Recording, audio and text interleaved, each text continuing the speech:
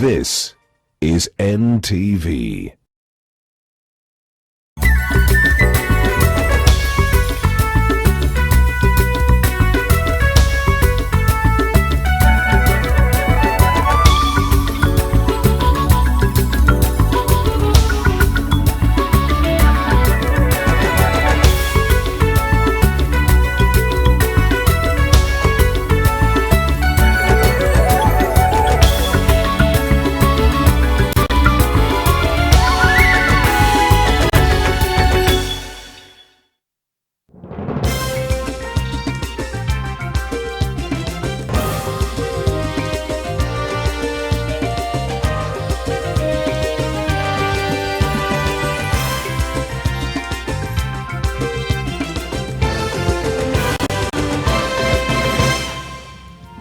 Katika siku hii ya 5 ya mwezi wa 5 imetangazwa visa vipya 45 na hivyo visa vimefika 535. Idadi kubwa zaidi kuwahi kutangazwa tangu kisa cha kwanza kitangazwe Machi. Vitovu vya corona nchini sasa ni mitaa ya Eastleigh na Kawangware hapa jijini Nairobi, na uko Mombasa mtaa wa Old Town ndio kitovu cha maambukizi. Basi mtazamaji, taarifa hiyo tumeipa kipaumbele pamoja na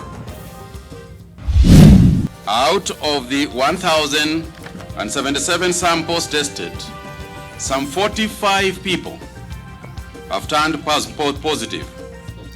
Kenya yatangaza idadi kubwa zaidi ya maambukizi tangu janga la corona likumbe nchi.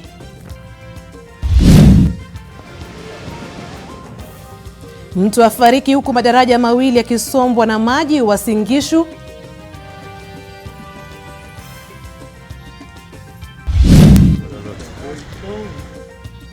Familia za marubani wa ndege iliyodunguliwa Somalia wataka mili iletwe nchini.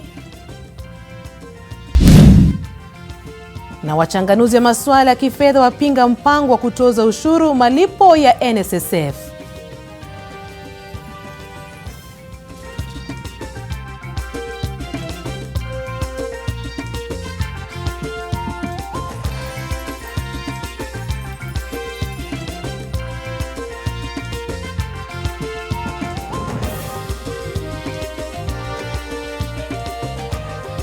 Mtazamaji, basi karibu na hujakosea kuchagua taarifa za NTV jioni. Katika lugha ishara niko naye Flora Atino. Idadi ya maambukizi ya COVID-19 imepita watu 500 huku mtaa wa Eastleigh ukiwa na maambukizi yote 29 yaliyothibitishwa jijini Nairobi saa 24 zilizopita. Kwa jumla watu 45 wamethibitishwa kuwa na virusi vya corona nchini, idadi ya juu zaidi kutangazwa kwa siku moja tangu janga likumbe Kenya. Mwanahabari wetu Leila Mohamed anaarifu zaidi. Shughuli ya kuwachunguza watu wengi kwa wakati mmoja katika baadhi ya mitaa inaonyesha kuwa maambukizi miongoni mwa Wakenya yanaongezeka. Kati ya sampuli 1077 zilizochunguzwa katika saa 24 zilizopita, watu 45 walipatikana kuwa na virusi vya corona. Mitaa ya Eastleigh, Nairobi na Old Town huko Mombasa imeripotiwa kuchangia pakubwa idadi hii kutokana na juhudi za serikali kulenga maeneo hayo katika upimaji wa watu wengi. Kule Old Town Mombasa watu wanaendelea kupata hii virusi na wengine wanawaambia wapimwe wanakataa. Tangu uchunguzi wa wengi ulipoanza kufanywa, mitaa ya Eastleigh ina maambukizi 63, Kawangware 24 na mji wa kale Mombasa 39. Out of this number, 29 are from Nairobi. 11 are from Mombasa, while 5 are from Wajir. This tells us that in those areas, in the area of Kawangware, in the area of Eastleigh, in the area of Old Town Mombasa, that we need to take action in those particular areas. Kuongezeka kwa maambukizi ya COVID-19 kwa kiwango kikubwa kunaletwa na baadhi ya Wakenya kutotii sheria zilizowekwa za kuhakikisha kwamba maambukizi haya hayazidi kuongezeka, huku Wizara ya Afya sasa ikisema kwamba ni jambo la kuhofisha. And those who are exhibiting the indiscipline that I've referred to, leading others astray are becoming a common phenomenon. Wakati huo huo, serikali inasema kuwa kuna changamoto mpya ya maambukizi kutoka taifa jirani la Somalia. Huku serikali ikiwazia swala la kuwauguza wasiokuwa hali mbaya nyumbani, inasema kwamba mikakati fulani ni sharti iangaziwe. We must do what we call a social mapping to see where you are coming from, what kind of house do you live in, how many people live with you, and is it feasible. Waziri Kagwe amesema kwamba hatosita kubatilisha leseni za wafanyabiashara, hasa wenye kumiliki mikahawa ambayo kuna uvunjaji wa kanuni zilizowekwa. People have been going to pubs or to eateries. They order one sausage with 2 beers. They eat that one sausage. Anakula hiyo sausage moja na bia mbili. Anatoka hapo, anaingia hoteli ingine. Huko anakula bia mbili ingine na sausage ingine moja. Anaingia ingine, anauliza chungwa. Hadi sasa ni dessert. Na ingine mbili. Now, my friends, kusema kweli sasa hiyo ni what are you doing? Leila Mohamed, NTV. Na taarifa hiyo basi inatufikisha katika sehemu ya swali la siku. Idadi kubwa ya wenye corona imetangazwa leo. Serikali ifanye nini zaidi kupunguza maambukizi? Mtazamaji, basi siku ya leo idadi kubwa ya wenye corona imetangazwa leo. Serikali ifanye nini zaidi kupunguza maambukizi? Sema nasi kupitia mitandao yetu ya kijamii Facebook, Twitter @Ngoiri official @NTV Jioni. Basi mtazamaji, siku ya leo watu 45 wamepatikana na virusi vya corona. Idadi kubwa ya wenye corona kutangazwa basi, na serikali ifanye nini zaidi kupunguza maambukizi? Sema nasi.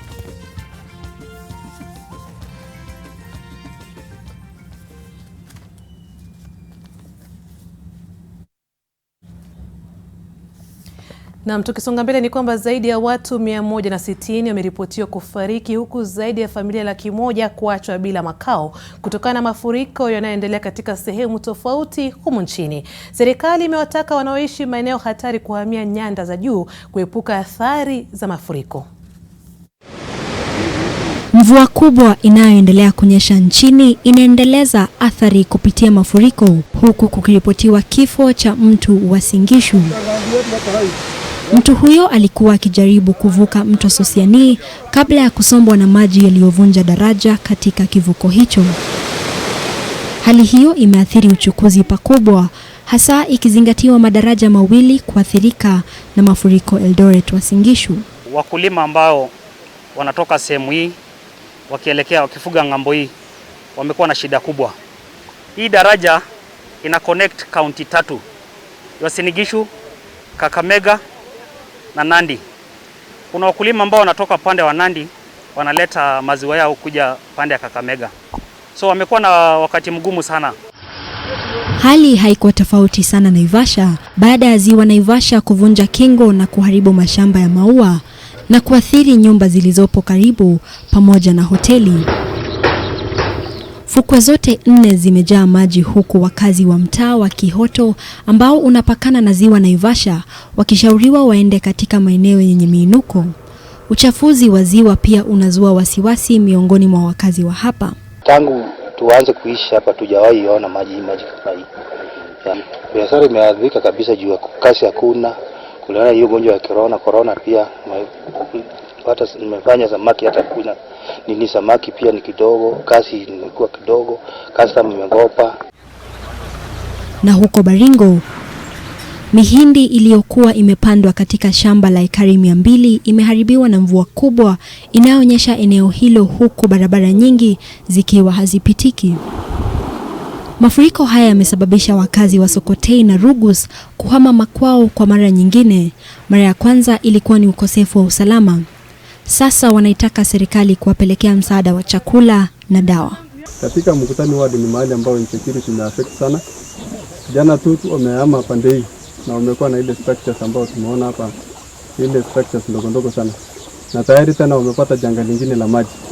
So we appeal to the national government to see these people kwa kuletea chakula na hata kusaidia kuona kwamba watu wamejengewa mahali pasuri. Hapa Budalangi pia ni mojawapo ya maeneo yaliyoathirika na mafuriko.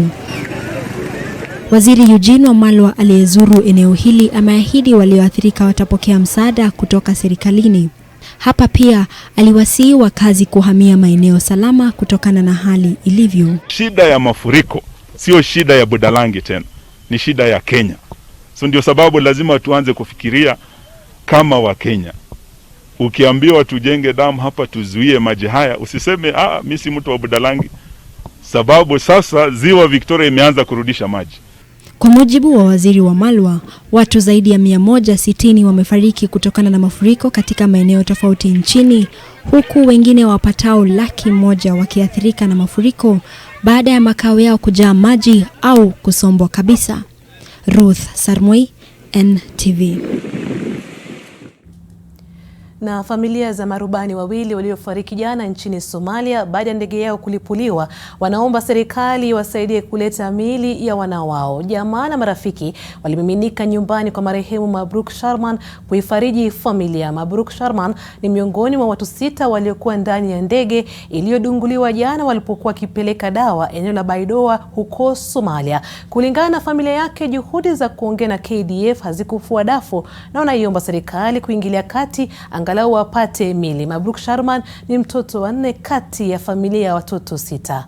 Nimepata uchungu sana kupata habari kama hiyo. Kila siku usiku nazungumza mimi nauliza hali nini, na inshallah tunaomba bodi yake na wenzake iletwe Kenya tuwahi kuwazika. Maka habari niliyopata bodi zimetoka, ndege ikashika moto. Inspekta mkuu wa polisi Hilary Mutyambai amesema ofisi yake itachukua hatua dhidi ya maafisa wa polisi wanaowafanyia ukatili wananchi. Hii ni baada ya visa vya polisi kutumia nguvu kupita kiasi kuzidi katika siku chache zilizopita. Akizungumza katika ofisi yake hapa Nairobi akipeana vifaa kinga kwa polisi, Mutyambai ameeleza kuwa ofisi yake inaendelea kuwapa maelezo zaidi maafisa wa polisi kuhusu utekelezaji wa maagizo ya serikali. Vifaa hivyo vimetolewa na chama cha sako cha polisi kwa ajili ya kusaidia maafisa kujikinga na virusi vya corona wanapokuwa kazini.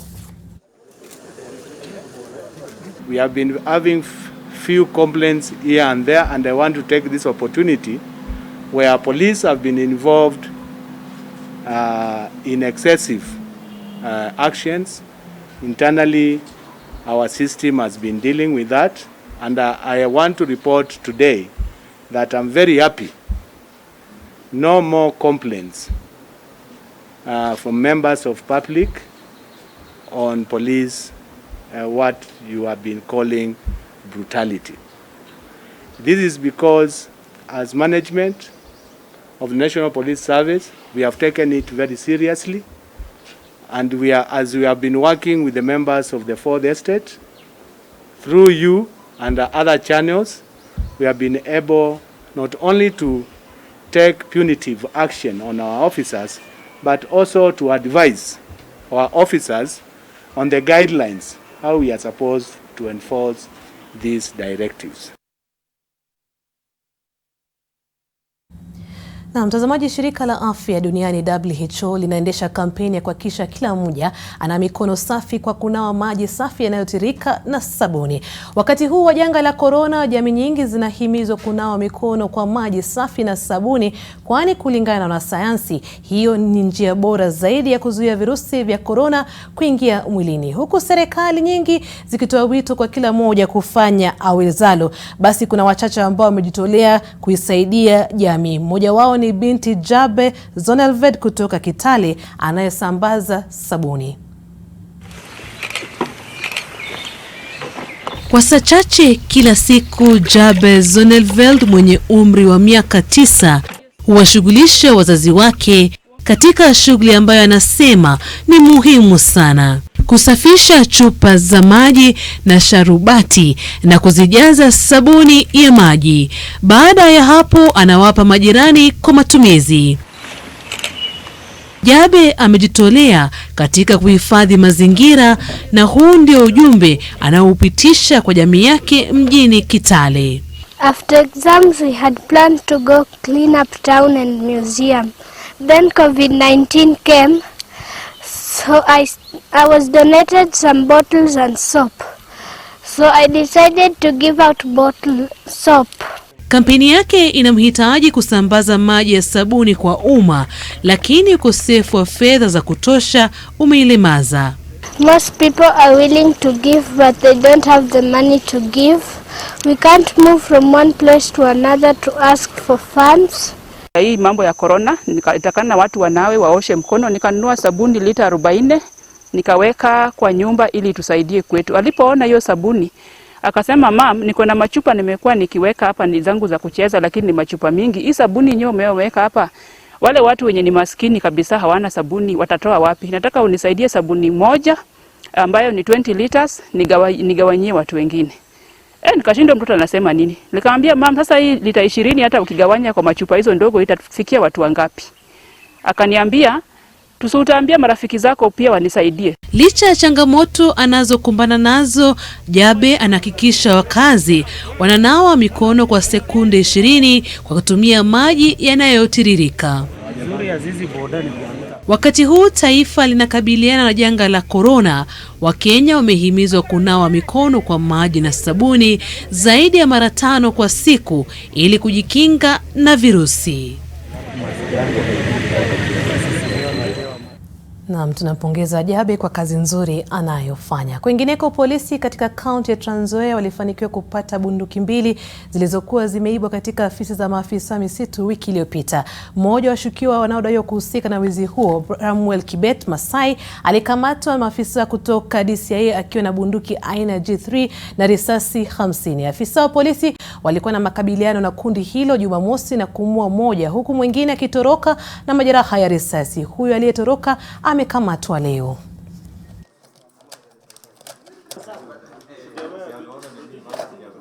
Yule ambaye aliuawa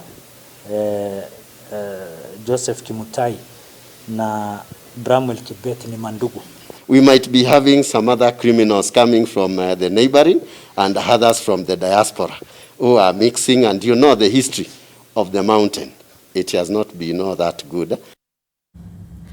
Naam, sasa hospitali kuu ya Pwani maarufu Makadara inamulikwa kufuatia kifo cha mwanaume anayedaiwa kutelekezwa katika hospitali hiyo. Mwanaume huyo aliyefariki leo asubuhi adaiwa alikita kambi nje ya hospitali hiyo kwa siku 3 bila kupatiwa matibabu yoyote. Fatma Bugu na taarifa hiyo kutoka Mombasa.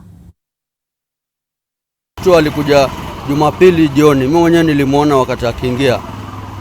Alipofika kwa geti pale akaitishwa barakoa. Mimi mwenyewe nilitoa barakoa yangu nikamsaidia ili aingie ndani. Alipoingia ndani baada ya dakika 5 akatoka tena nje. Ndio akaja kalishwa hapo chini hapo. Tulivyouliza ni vipi, maaskari akasema mtu hawezi ingia ndani kwa sababu hana stakabadhi muhimu. Hatimaye mwanaume huyu alikumbana na mauti yake hapa leo asubuhi. Inadaiwa alikita kambi akitarajia kupata huduma za matibabu, lakini wapi. Kuja mshuhudia hapa, hata kuja kwake sikumuona, lakini nikamuona hali iko mbaya. Nauliza mbona huyu bwana haingia, anaambiwa hana wenyewe. Anaambiwa hana wenyewe paka awe na mwenyewe, sio akate kadi kule. Sasa mimi aliabiria nikaenda. Nikirudi bado yuko pale pale. Jana tukamuona ametandikiwa boxer pale. Nikamwambia wenzangu bwana tumuingize ndani. Maaskari anasema hana wenyewe, mpaka awe na wenyewe pale ndani. Mimi nikaenda mambo ya kazi, shughuli zangu. Leo ninafika hapa asubuhi alfajiri na mwana mfariki bwana. Imenitia ujasiri sana. Kuna cashot ndio alitoka huko ndani, akaja akamwangalia lakini akaona yeye hawezi kumbeba. Ndio akarudi ndani na Dave akaenda. Hakurudi tena. OCPD wa Mombasa Eliud Munari amesema kuwa kulingana na ripoti aliyopata, mwanaume huyo anafahamika kuwa mlevi, lakini uchunguzi umeanzishwa. Walinzi wa lango kuu katika hospitali hii wamekashifiwa vikali kwa kuwanyanyasa wagonjwa. Hata mtu akitaka kuingia, imagine kwenda peleka kitu mpaka apeane kitu kidogo. Kuingia kwa hospitali kazi yake ni kupiga watu, kuja akapiga chokora mwingine mpaka akafenti pale chini. Hata hivyo, juhudi za kuongea na wasimamizi wa hospitali hii hazikufua dafu. Fatma Bugu, NTV, kaunti ya Mombasa.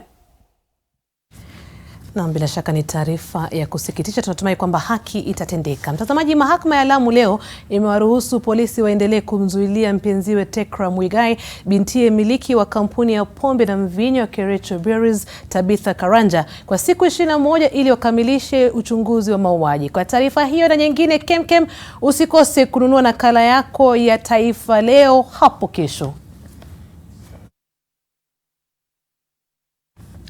Na katika NTV Jioni ndiko tumekuuliza basi idadi kubwa ya wenye corona imetangazwa leo, serikali ifanye nini zaidi kupunguza maambukizi? Katika Twitter namuona hapo Caleb Chaura ama tunamuona Amicus Amoro ambaye anasema kwamba kwa hivi sasa ni kwamba tuanze mwanzo na Wakenya kuwa na nidhamu, kufuata maagizo yanayotolewa na serikali. Anasema kwamba hili ni janga tunapaswa kukumbana ama kuangazia kila mmoja wetu. Huyo ni Amicus Amro. Na Caleb Chauro anasema serikali imefanya yaliyotakiwa, sasa ni jukumu letu sisi wote tufuate maagizo, tukome hii michezo ya paka na panya, mwisho waitishe dawa kutoka Madagascar na kila mmoja wetu anywe.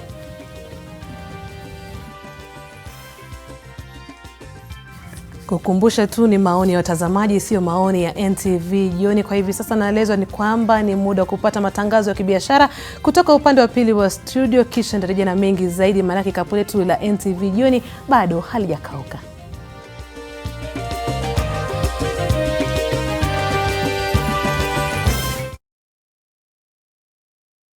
If we continue to behave normally, this disease will treat us abnormally.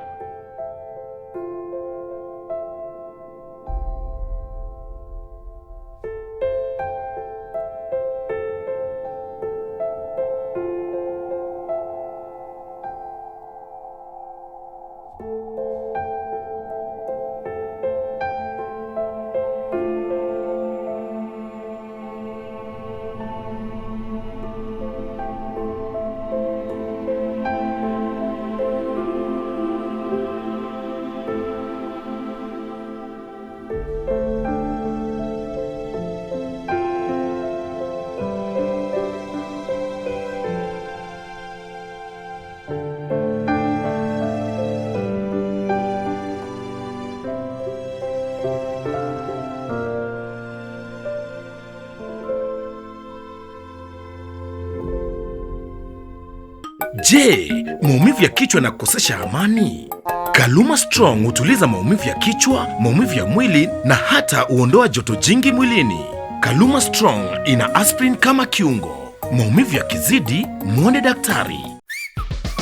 Oya ni aje, mimi ndo Jonte Fresh. Mimi ndio nimetambulika hii Gikomba yote sekta ya manguo. Jumio transform nguo ordinary za mtush zenye ziuka mna hii harufu ya bail into the freshest igikosi yote.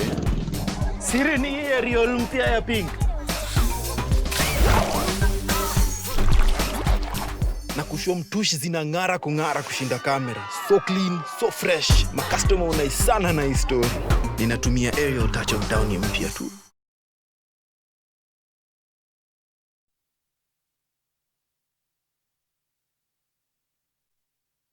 Kapu la biashara limeletwa kwako na KCB Internet Banking.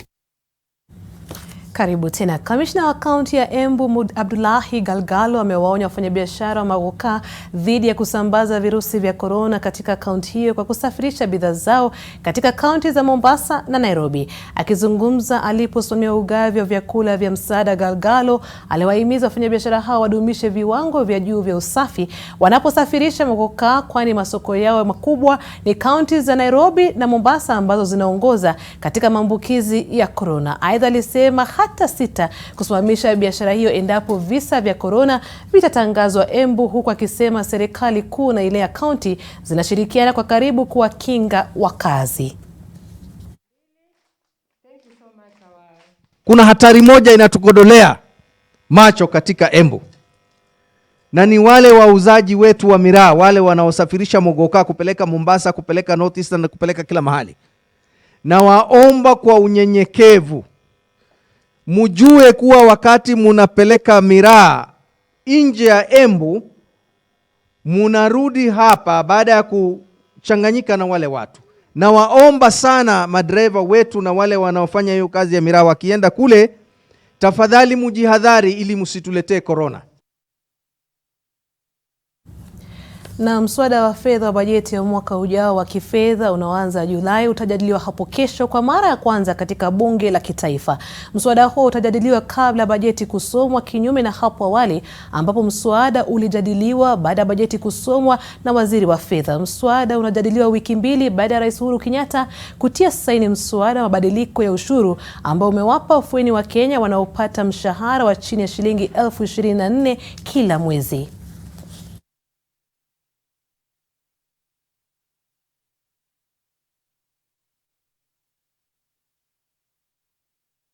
Na baadhi ya wachanganuzi wa masuala ya ushuru sasa wanasema kwamba mpango wa kuanza kutoza ushuru hazina ya waliostaafu yani NSSF huenda ikawa na athari kubwa kwa uchumi.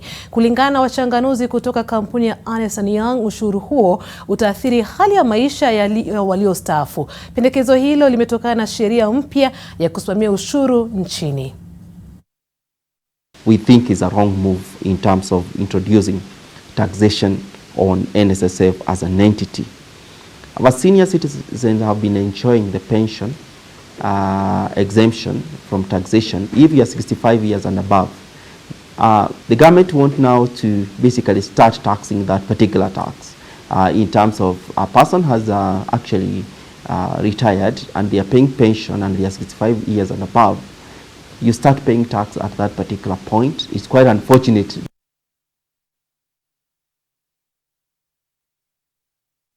Kapu la biashara limeletwa kwako na KCB Internet Banking.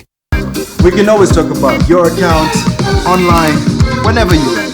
Register at your nearest branch for KCB Internet Banking today. Na mtazamaji, basi ni hayo tu katika kapu letu la biashara. Tunakwenda tena mapumzikoni, lakini nakusihi usicheze mbali, maana yake nitakujuza yaliyojiri viwanjani baada ya muda usiokuwa mrefu.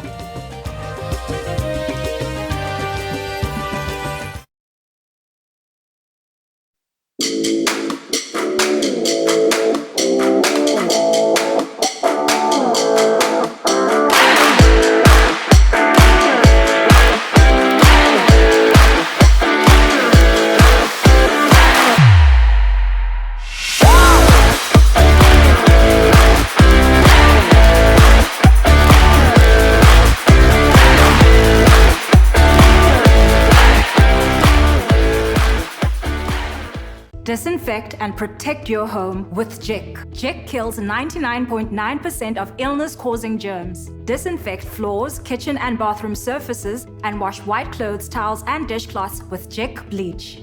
Just Jik it.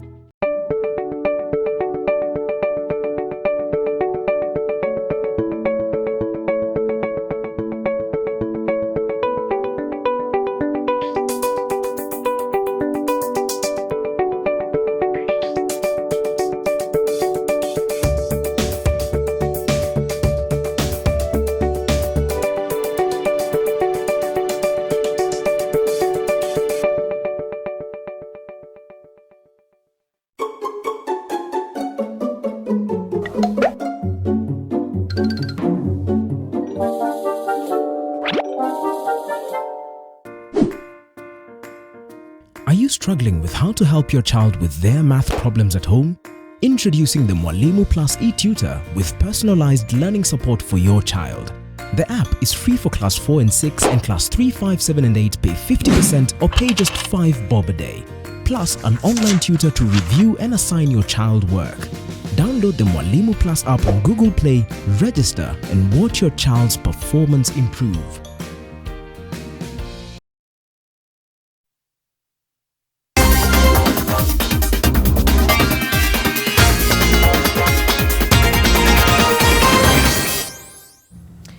Madaktari kadhaa wa vilabu vya ligi kuu nchini Uingereza wameelezea wasiwasi wao kuhusu mipango ya ligi hiyo kuendelea. Swala moja ambalo madaktari wanataka hakikisho linahusu bima zao ikiwa wachezaji watapata virusi na hatari za wao kuambukizwa ugonjwa wa corona. Wasimamizi wa ligi kuu pia wametakiwa wafafanue zaidi kuhusu matibabu, upimaji na ustawi wa wachezaji. Ligi inatarajiwa kuanza tena tarehe 8 mwezi ujao. Madaktari wa vilabu 20 wamekuwa wakifanya mazungumzo yao wenyewe kuhusu mpango wa kurudisha ligi kwa lengo la kuendeleza maelewano kwa uongozi wa ligi kuu. Wakati huo chama cha wachezaji wa kulipwa wanatafakari kuhusu mechi kuchezwa kwa muda wa chini ya dakika 45 katika kila kipindi.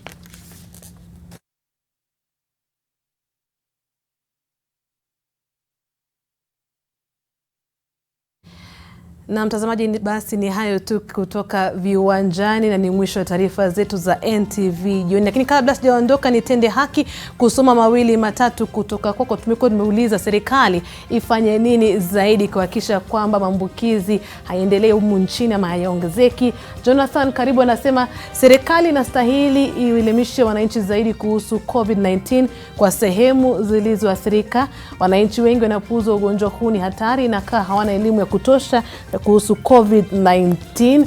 Na Frederick Kovo anasema serikali kubali virusi vimesambaa na kufanya utafiti zaidi kutafuta dawa. Ni vigumu kufanya lockdown kwa wananchi wenye hawana chakula na wengine hawana hata makazi. Na mtazamaji, basi naelezwa kwamba muda hapa uniruhusu kuendelea kabisa. Niondoke nimpishe mwenzangu Julius Amboko ambaye atakuwa anakuletea kipindi kipya kinachofahamika kama Business Redefined. Naitwa Ngoiri kwa niaba ya Flora Atieno. Bye bye.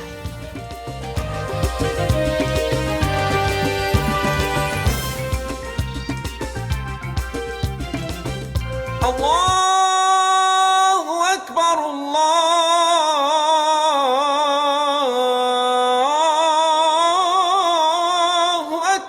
During this period and always, bank different by avoiding interest in all your transactions. If not now, when? Ensure that all your transactions are free from elements of uncertainty and gambling by only investing your money differently. Bank on strong partnerships where generated profits and risks are shared by both parties. Bank on well-being and prosperity. Bank different with Gulf African Bank. Call us on 0711 075 000 or SMS join to 21981. May God protect us. Ramadan Mubarak.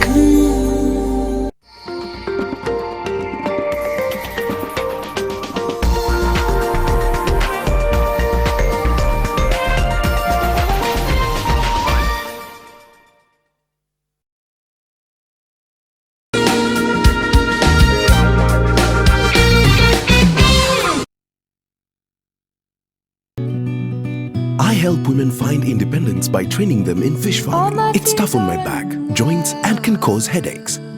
Panadol Extra relieves multiple types of pain. If symptoms persist, seek medical advice. Basic protective measures as guided by the World Health Organization.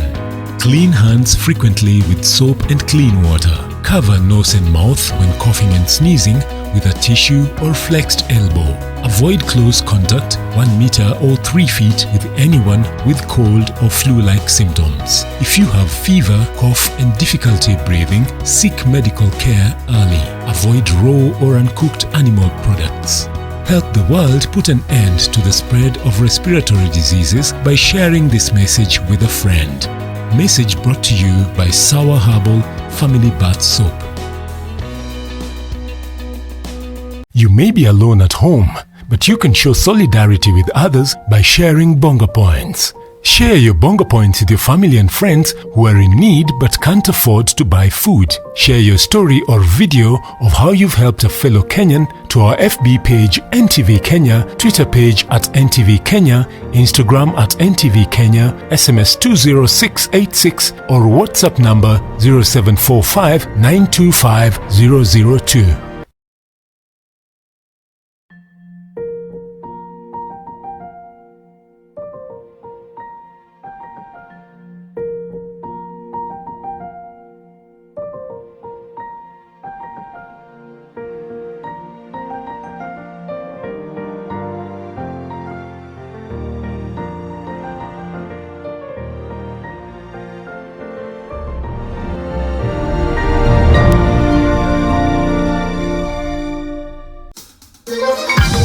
Good morning, Janet. Wow! And you are? I'm Casey. Now help you with anything to do with your KCB bank account. Pay bills, transfers, statements. You're hired. wired. I'm your internet banking security ninja. I'm your 24/7 personal assistant. Super. So, we can always talk about your account, online, whenever you like. Need a ride? Let's go. Alrighty, with you anywhere, anytime. Register at your nearest branch for KCB Internet Banking today.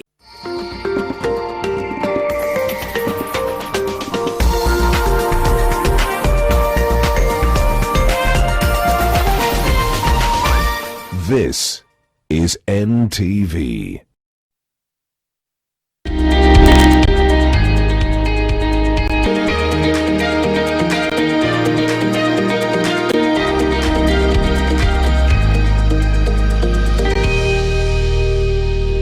They say every time is a good time to transact business, and now, starting tonight, every Tuesday we'll be having 24 minutes of uninterrupted business focus.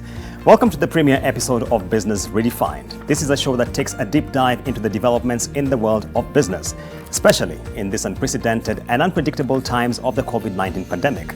Every Tuesday, we will be unpacking thematic issues impacting households and businesses and delve into the subject of the policy actions being taken in light of the prevailing situation. If you're in search for a comprehensive, rigorous, and informative coverage of the world of business, then we have you covered. Our starting point this week is the jobs crisis.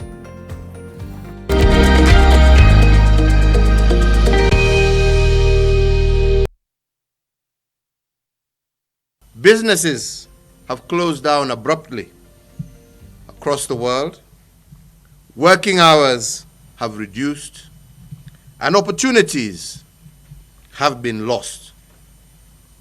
Sadly, this has also resulted in the loss of jobs for our people, the hardest hit in our economy, our workers, many of whom are in the informal sector, the self-employed, the casual laborers. Majority of these are young people who may not have savings to cushion them from this pandemic. We need, as we go forward, to put our economy on a strong growth path.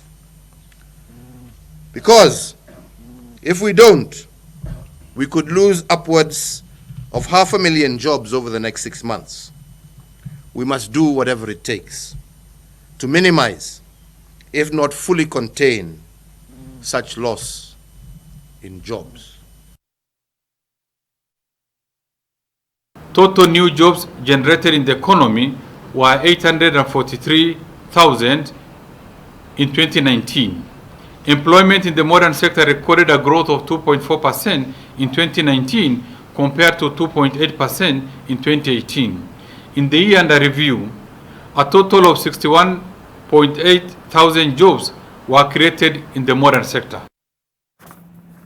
And there you have it, President Uhuru Kenyatta and National Treasury Cabinet Secretary Ukur Yatani painting indeed a very grim picture. The situation is such that in the next 6 months we could lose up to 500,000 jobs if we don't take steps to mitigate the effects of COVID-19. Now, on the big issue tonight, if Kenya loses up to 500,000 jobs over the next 6 months, as has been indicated as a possible outcome of the economic shakeup from the COVID-19 pandemic, the economy will be losing 60% of all the jobs created in 2019. This presents a grim reality for an economy where already 930,000 people were unemployed as at the close of 2019, 83% of whom were aged between 15 and 35 years.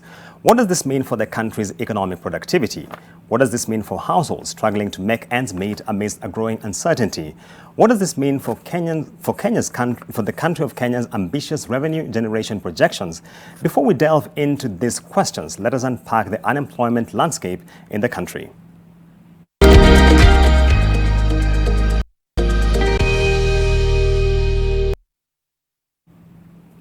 Now let's begin to make sense of the unemployment numbers in the country. If we could look first at this indicator here, the pie chart here indicates that indeed we have about 930,000 people who are unemployed in the country, 83% of whom are between the ages of 15 and 34 years. Now this gives you a sense why the subject of youth unemployment is a perennial conversation as far as policy is concerned. We have about 96,000 people of the ages between 35 and 44 years who are unemployed. And by unemployed, I mean actively searching but cannot find an avenue for gainful employment.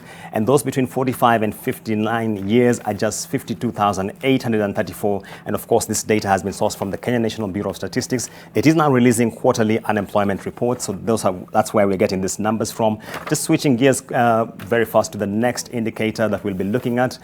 In terms of the jobs which have been created in Kenya now, every year we discuss the issue of informal sector being the key driver of job creation in the country. It actually accounts for 9 out of every 10 jobs. If you look at the progression between the year 2015 and 2019, we started with the informal sector creating about 715,000 jobs. Last year, 2019, it created 767,900 jobs. And of course, the formal sector, which is a sector which normally has safety nets for its employees, has just about 78,400 jobs. And of course, this has been a point of concern for Treasury as well as other ministries in terms of formulation of policy and how to attempt to at least provide a cushion for Kenyans as far as the present situation is concerned, but still looking at other issues which are affecting the Kenyan economy as we speak. In terms of the labor market and the challenges we are facing, if you look at the informal segment, the bulk of the employment is created in the wholesale and retail, and this gives you a sense why every time you walk around, you see the people we like calling Mama Mboga on the streets trying to sell some vegetables here and there. Manufacturing, and by this I should emphasize, the focus is on light industries. Here comes next. Then we have social services, which largely engage people in the NGO space as well as that is concerned. And then the transport sector, and here is where our public transport matatu industry comes in. And others account for about 1 million in employment. So the bulk is in wholesale and retail, and we all are well familiar with the challenges this sector has been facing. This paved the way for the conversation we'll be having in studio, and I'll be joined by the Chief Executive of IEA Kenya, that is Kwame Owino, shortly.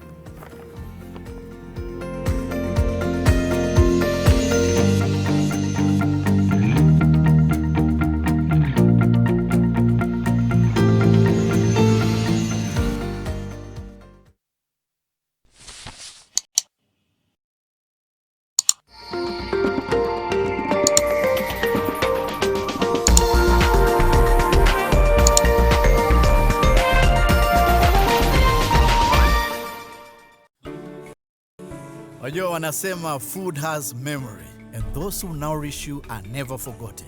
Unakumbuka the auntie who made sure you shibat? We jamaa wa nyama, ule anakuwekea nyama poa ya choma. The dere, happy to share your takeaway. Na huyo mama wa chai, ule ana warm your lunch before you ata uliza. Your mama mboga, ule anakuongezea ata nyanya. Ule waiter kusava haraka haraka. Na ule mandazi lady, ule anakuwekea ndao moja ya baadaye. Na your boda boda rider, ule jamaa kufikisha haraka haraka. Now this is the time to let them know they are not forgotten. This is the time to make sure every table in Kenya has food on it. The points on your phone can be food in their home. When you sit with a plate of food today, pledge to stand for someone who has put food before you. Dial *126# to transfer your bonga points now so they can buy food and necessities at any outlet with a Lipa na M-Pesa till. Safaricom is for you. We have suspended learning. The government has not decided to postpone the national examinations. Tujamaliza syllabus hii. Serikali yaharakisha tufungue hata kama ni kidato cha 4 kiende shuleni. Itakuwa hatari kubwa kupeleka watoto shuleni tukihofia kwamba syllabus wako nyuma.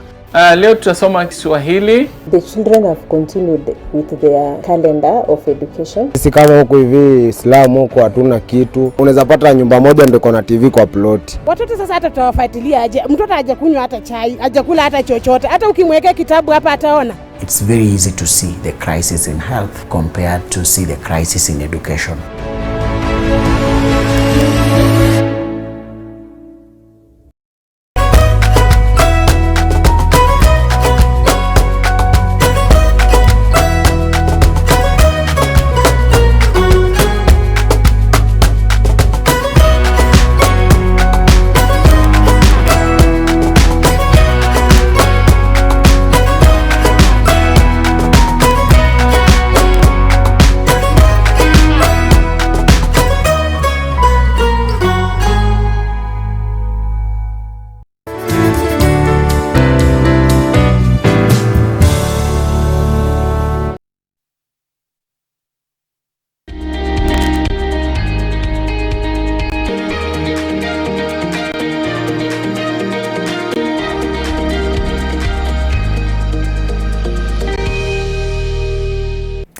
Right, and a warm and hearty welcome back to Business Redefined. We are focusing on the jobs crisis facing the country. The president has indeed indicated that if nothing is done to stem the tide of the COVID-19 pandemic, that we could end up losing 500,000 jobs over the next 6 months. And I'm joined in studio by the Chief Executive Officer of the IEA Kenya Institute of Economic Affairs, Kwame. Welcome on set. Thank you. Kwame, let's begin by looking at these numbers. 500,000 jobs. That is 60% of all the jobs we created in 2019 as a country. Yeah. What do you make of this? Well, it tells you two things. I think if you consider that based on how you read KNBS numbers, the total number of people who work in Kenya are upwards of 10 million. So 500,000 would look like it's like 5% of that, right?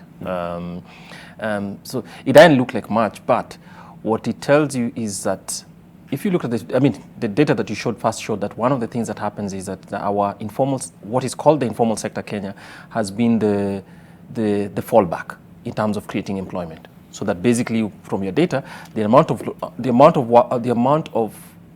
jobs that were created last year, formal sector jobs, which is what you call the modern sector jobs, were half of what was created in 2014. Correct.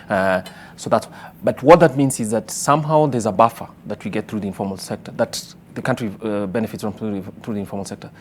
The president's suggestion is that the difficulty in the moment will suggest that even some of that will shrink as well. So what it tells you is just the general level of distress, so that even the informal sector jobs that were available as a fallback for many people will not be available. And I think that tells you that generally distress is there.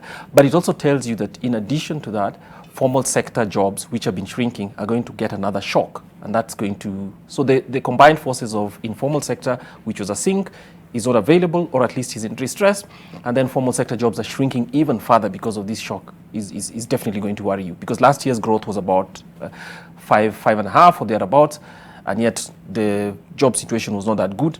This year with this year with growth even falling further, then obviously it's if you put all those together, the amount of distress that people will experience all the way to homes and into small businesses will be intense. And Kwame, speaking about the situation at hand, we are in the midst of convergence of a triple shock, if I could say. We had the fall armyworm last year. We now had the desert locust invasion early this year. We have COVID-19 now coming.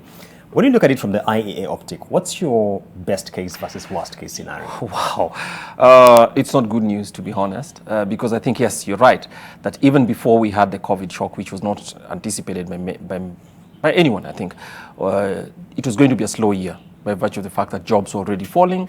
We had the problem of too much rain last year. There's some significant effects on food. Of course, we expected to recover through this season, this planting season, I think, which is still going on, and we hope that it will get better. But what it tells you, in our view, this second quarter of 2020 is a lost quarter. I think it's a quarter for just basically trying to consolidate. By virtue of the fact that, look, the COVID expectation came in. I think government tried as much as possible to try and cushion it, but there are some things that we left fall down. So it's clear that this season, as we close this financial year, but as we close the second quarter of the calendar year, it's going to be our worst. And I think if we do not recover during this season, or rather if all the shock is not absorbed within this season, and so we have the third quarter getting even worse, then this year is going to be really, really difficult for the country. But on the whole, it's not a good one. So the best case is that this season, all the pain is felt in this quarter, and then the next quarter is a recovery that allows us to gallop forward.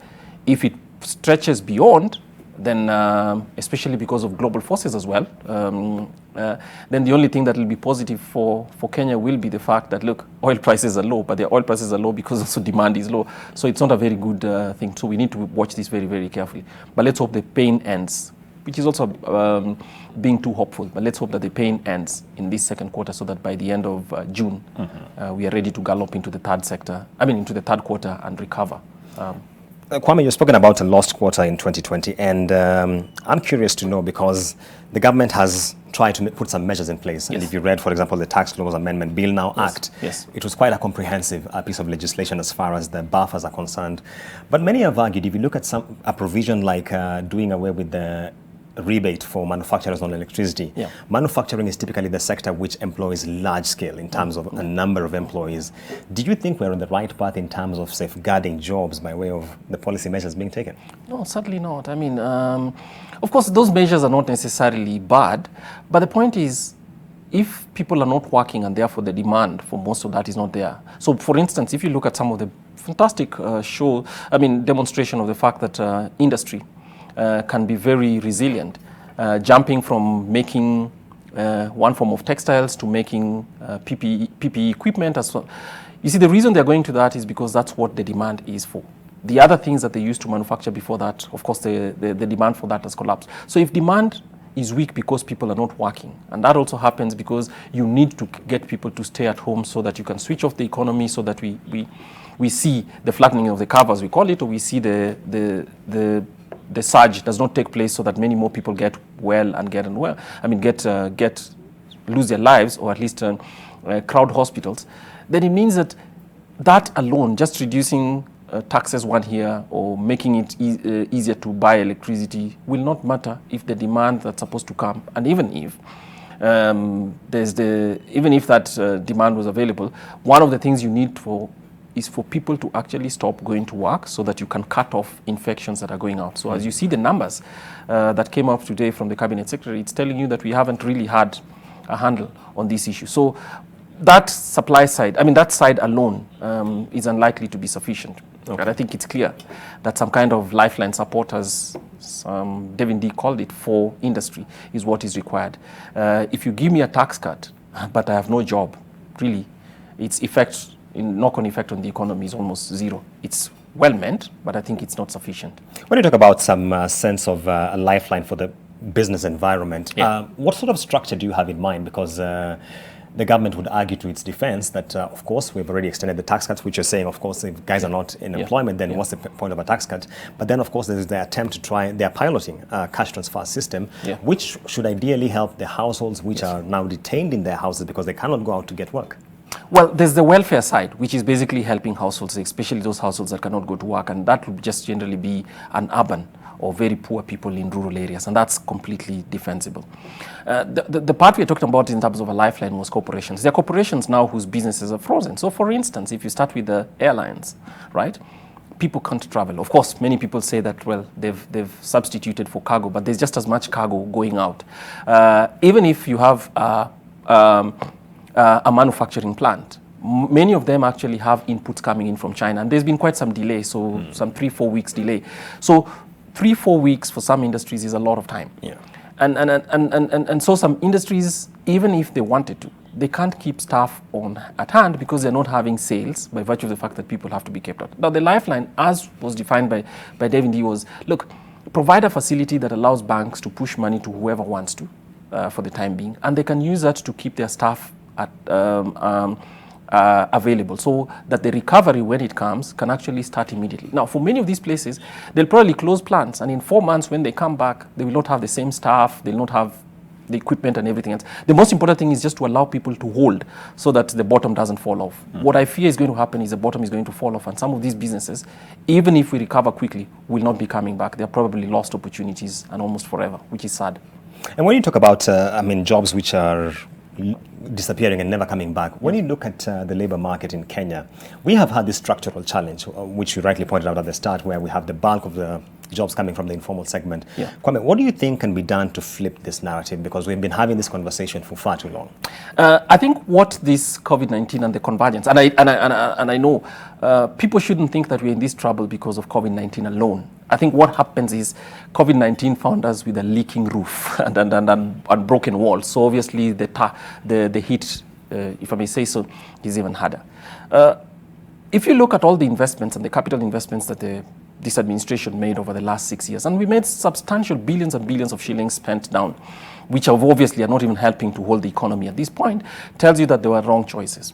I think a structural move that is required, and there's no silver bullet, but one of the things that is required is, if you can see, there's some pieces of infrastructure that Kenya needs. One of them, for instance, is Nairobi. When you look at the fact that drainage services for sewage and household waste, right, is available to less than 1/3 of the homes in Nairobi. Bear in mind that Nairobi has 4 4 million people, and I think close to 1 million households, actually close to 2 million households. That would be not only valuable, it would be efficient for the economy, but also it would have multiplier effects beyond that. And that is a labor-intensive industry that you could actually employ a lot of people. And you'd start by employing sophisticated industry in the engineers and everybody to construct it, all the way down to people who will provide that labor. And that kind of skills stick, because those are sticks that are portable for use in private sector. Instead, we constructed, as you know, a railway line with very different labor. So those kind of choices are possible. If you look at Kenya's main cities and rural areas, so once again, in Budalangi, right, people are moving away. In places in Kano and the plains, in Ahero and other parts of this country, and of course we heard about it in Tana River as well, drainage and public works that could have been used to actually ensure that when floods come, because water rises again, all those are opportunities for very local level employment, but skills that actually stick. Because if people have those skills, they can use those skills to transfer to someone else. So that's one area. The other area would just be, of course, the training. I think we have, I don't like to call them, well, people call them TVET, I mean, vocational institutions. Yes, there's some support there for demand for some of those skills. Not all. People assume every TVET is equal to the other. I don't think so, but there's some skills that are useful in those places that can be used to establish businesses and to get us to move.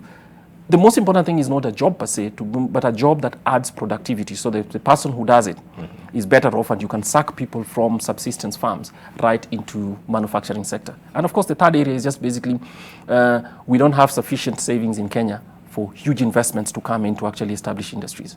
So we need to do something that actually has huge investments coming in, and then to suck in a good portion. So it's not one thing. I think it's many, many things that need to be tried. Kwame, listening to you, it sounds like you're giving a thumbs up to the Kazi Mtaani, which was formally launched yesterday by the government, because now the idea is get this 26,000 youth, largely from the informal settlements, and go to the aspects of, clearing all the garbage we have in the streets, dealing with the issues of sanitation on a day-to-day basis. Do you think we are on the right path in terms of creation of employment? Well, asking the youth to collect garbage is not useful. I was talking about basically, so for instance, Nairobi. Part of the reason we have a huge health problem in Nairobi is because in some places the drainage system was done so poorly that the sewage is running parallel to the water, and there's cross-contamination, and that's why we had this. What that means is that there's a huge part of the infrastructure in Nairobi that actually needs to be broken down and rebuilt afresh. Now, having youth driving wheelbarrows through residential areas and picking garbage is useful, but that's not a skill that actually can be ported into a new area. So that's what I meant. But if you actually ask youth to acquire skills, to lay down those blocks, to be able to put drainage, to actually do that, that's a skill that actually even a private sector firm could actually ask for the purposes of construction. But yes, and modern city level, and once you have 2 million households, using wheelbarrows to pick garbage is not going to be sustainable. I see. And Kwame, switching gears, if you look at data from the Kenyan Revenue Authority, in a typical year, we collect about 400 billion shillings from income tax from individuals. We have about another 360 billion shillings from corporate tax. Yes. When you look at those two segments, they account for about half of all our tax revenue. When you look at the sort of developments we have in terms of job losses and companies scaling down or shutting down for whatever reason, how do you think this situation leaves KRA? To be honest, it's not KRA's fault, but yes, it leaves them in a situation in which they'll be working harder to chase the additional shilling. And I think this year's let's start with the fact that the targets that whether it's the Treasury or agreed between Parliament and the executive gives to KRA every year are completely unreasonable, given the fundamentals of the economy. But nevertheless, they do their best to try and chase it. And sometimes by chasing it and being too fussy about it, obviously generate a lot of disputes, because we have too many tax disputes and time is spent on that. But what's clear is that with the kind of shock that we have, it's very, very clear that the targets have gone much further into the in the sense that there's going to be an even greater gap between what needs to be collected and what can actually be reasonably collected. So that's the thing. So the tax targets have to be adjusted substantially downwards. Both the consumption, I mean, especially the consumption taxes, not only the consumption taxes, but also the income taxes from formal jobs and even from the corporations, because they're losing market share. I mean, they're losing markets and also, I see.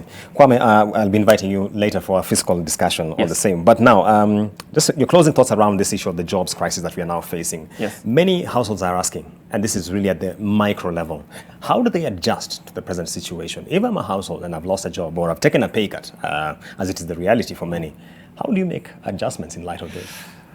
Well, it's hard. I mean, I don't think that's to be honest, that's not counsel that should come from an economist, to be honest, or a student of economics. What most people will do is you throw away luxuries. But again, people in Kenya have such low incomes that only very, very privileged people have luxuries.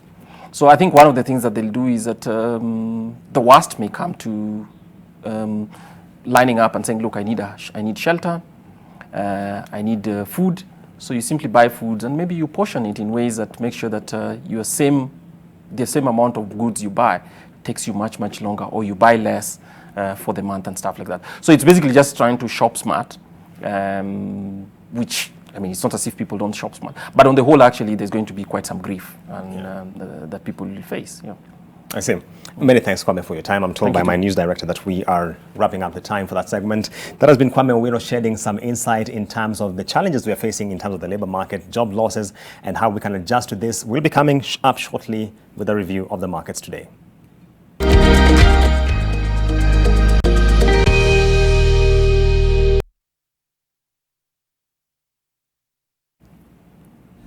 Let's take a look at how the markets closed this week, and we begin by looking at the NSE 20 share index, which has moved quite a bit today. If you look at the numbers on your screen, you're seeing on day-on-day change, that is between yesterday and today, is up by about 1.2%.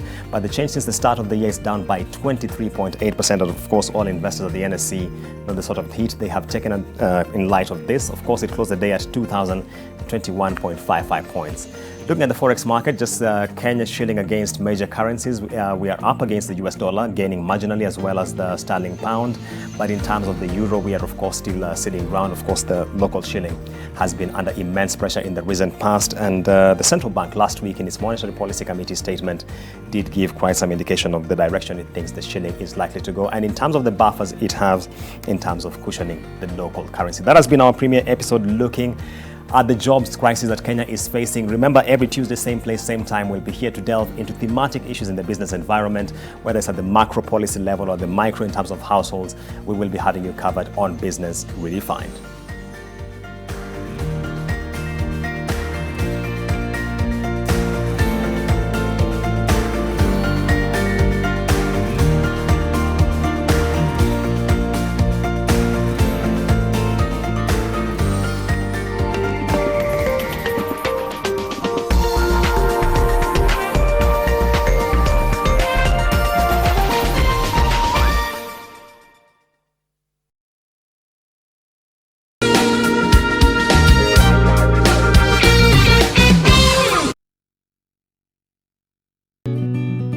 I help women find independence by training them in fish farming. It's tough on my back, joints, and can cause headaches.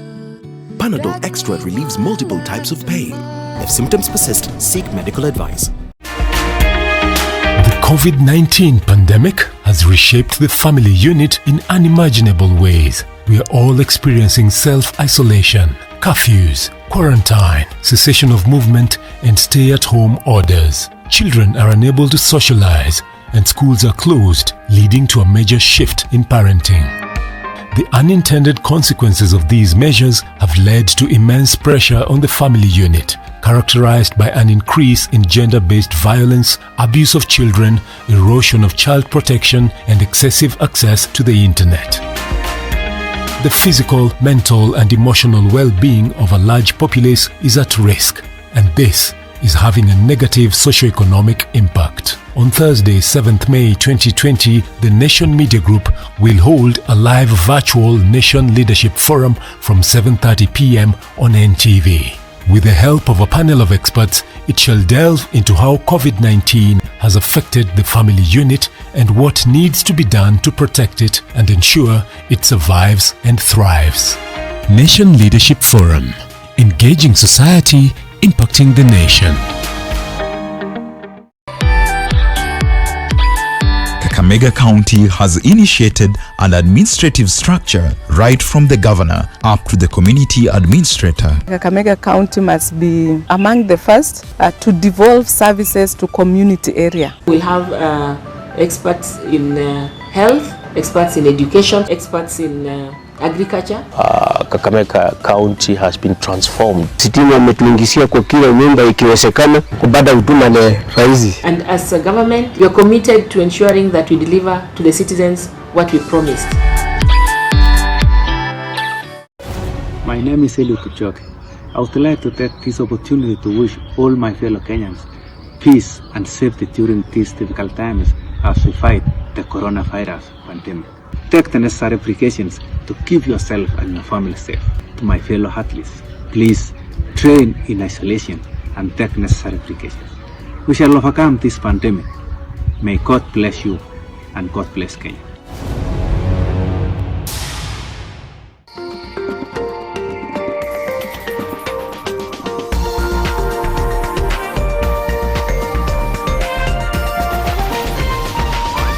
NTV, turning on your world.